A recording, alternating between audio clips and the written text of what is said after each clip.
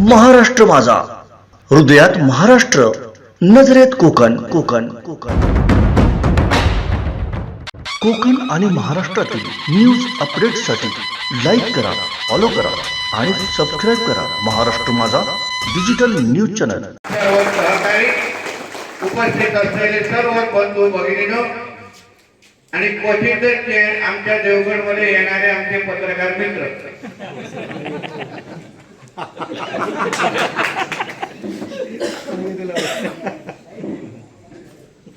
मी सर्वात प्रथम आमच्या भारतीय जनता पक्षाच्या परिवारामध्ये आमच्या मिलिंद चॅटर्जींचा आणि त्यांच्या सर्व सहकाऱ्यांचा मी आपल्या मनापासून आपलं स्वागत करतो.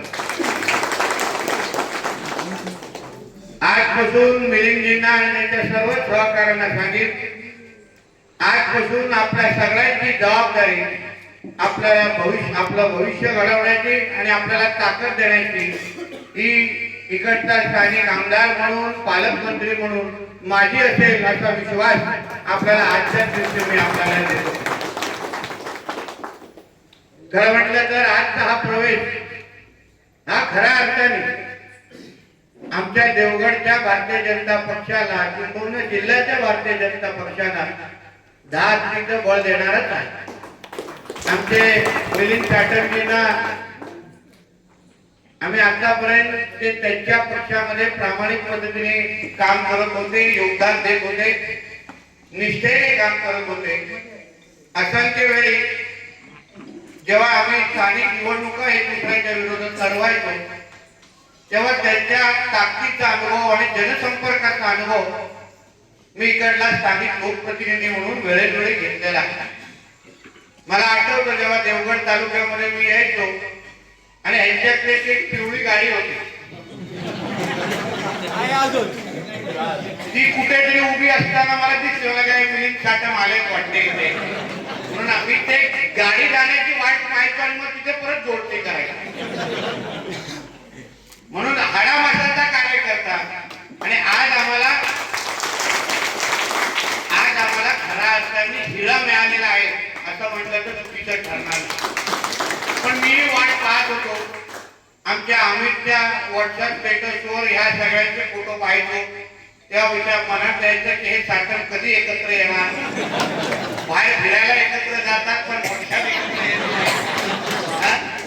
संदीप आमच्या वेळेमुळे गाडीत बसून मिलिंद चॅटर्जींचा फार कौतुक करायचा. बाबा संदीप कौतुक पर्यंत ठीक आहे, पण पुढे काय? नाही साहेब, ते नाही ऐकणार, ते त्या पक्षाचे बरोबर काम करणार. पण कदाचित मला या जिल्ह्याचा पालकमंत्री व्हायचं होतं आणि मिलिंदजींना माझ्या बरोबरच काम करायची संधी माहिती होती आणि म्हणून ते मला वाटतं वेळ आली होती. आणि म्हणून मला निश्चित पद्धतीने बरं वाटतं, कारण का लक्षात घ्या, खूप लोक आता आमच्या भारतीय जनता पक्षामध्ये येण्याची रांग फार मोठी आहे. म्हणजे आता नेमकं माझ्या मनामध्ये कधी प्रश्न पडतो, जेवढे लोक यायचे प्रयत्न करतायत तेव्हा समोर कोण राहणार आहे का, ही चिंता आता वाटायला लागलेली आहे. म्हणजे स्थानिक स्वराज्य संस्थेमध्ये मला आश्चर्य वाटायला लागलं, विरोधात कुठला फॉर्म भरला कदाचित त्याला मुंबईवरून कोण मिळालं तर, पण बाबा उभाटाला आणि त्याला पण इथे तर कोण भेटणार नाही, अशी परिस्थिती आता आपल्या जिल्ह्याची होत चाललेली आहे. कारण का आता जिल्ह्याच्या मतदारांना, जिल्ह्याच्या जनतेला किंवा अन्य पक्षांच्या मिलिंदजींसारख्या प्रामाणिक कार्यकर्त्यांना, ज्यांनी आपल्या पक्षामध्ये ज्या पक्षामध्ये ते होते त्यांनी अतिशय प्रामाणिक काम केलं, पक्षाला बळ दिलं, पण ह्याची किंमत कधी त्या पक्षाने केली नाही असं मला प्रामाणिक मत आहे. आम्ही नेहमी बोलायचो की बाबा मिलिंद जे आहेत, अन्य 2-3 चांगले आहेत, त्यांना टप्प्याटप्प्याने घेणार आहे, संपर्कात आहेत ते, पण मी त्याला नेहमी बोलायचो अरे बाबा हे चांगले कार्यकर्ते आहेत, चांगले तिकडचे नेते आहेत, त्या पक्षाला ताकद देताना आम्हाला गमवताय, हे चांगले आहे हे ना, त्या पक्षाला पण कधी त्यांची किंमत कळली नाही असं मताचा मी. पण मला एक मला वाटतं की आज त्यांनी सन्मान्य राणे साहेबांवर, सन्मान्य चव्हाण साहेबांवर, सन्मान्य आमचे मुख्यमंत्री देवेंद्र फडणवीस साहेबांच्या नेतृत्वात विश्वास ठेवला आणि आज आमच्या एक कडवट हिंदुत्ववादी पक्षामध्ये माझ्या खांद्याला खांदा लावून काम करायला आलेले आहे. जुने शिवसैनिक आहेत, मी माझी म्हणणार नाही, जुने शिवसैनिक आहे, मी कडवट हिंदुत्ववादी आज ह्या व्यासपीठावर माझ्या बरोबर आहे. ज्यांनी बाळासाहेबांचा काळ तेव्हा पाहिलेला, राणे साहेबांबरोबर ज्यांनी काम केलेलं, आज ते खऱ्या अर्थाने स्वघरी आले आहेत असं म्हटलं तर चुकीचं ठरणार नाही.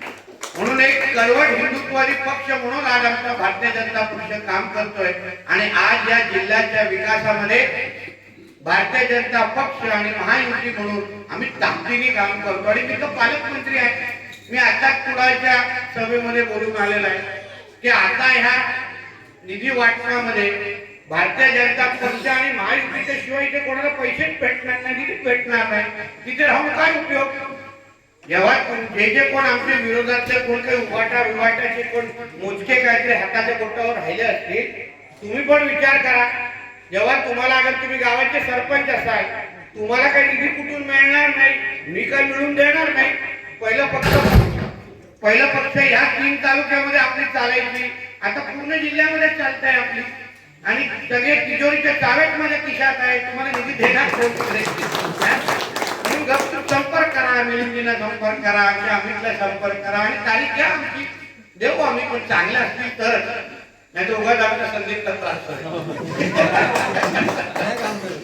म्हणून मी मिलिंदजींना मनापासून मी तुमचं स्वागत करतो. खरं म्हटलं तर माझा आग्रह होता की त्यांनी अगोदर यावं, पण ते खऱ्या अर्थाने आजारी होते. ते बोलले साहेब मला जरा आराम करायचा आहे, मला थोडा धावपळीमध्ये मला थोडा त्रास होतो, म्हणून मी आराम करतो आणि मग बरं वाटलं तर मी तुम्हाला सांगतो.